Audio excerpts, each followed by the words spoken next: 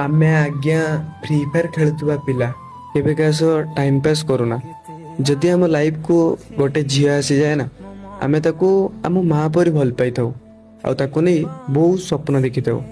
हेले से झील आमको अधा रास्ता छाड़ी दिए। आमे किछि बुझी पारुना कि झील माने आम पुओ पिला फिलिंग्स कौन पे बुझी पारंतेनी।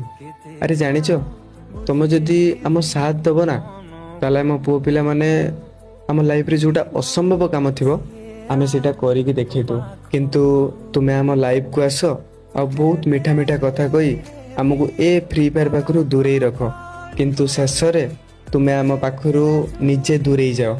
अरे जानिच तुमे आमठू गला परे आमे ए फ्री फायर को खेली तुमको भूली थाउ। बुझी जा रे हृदय तू एका एका हब तथे।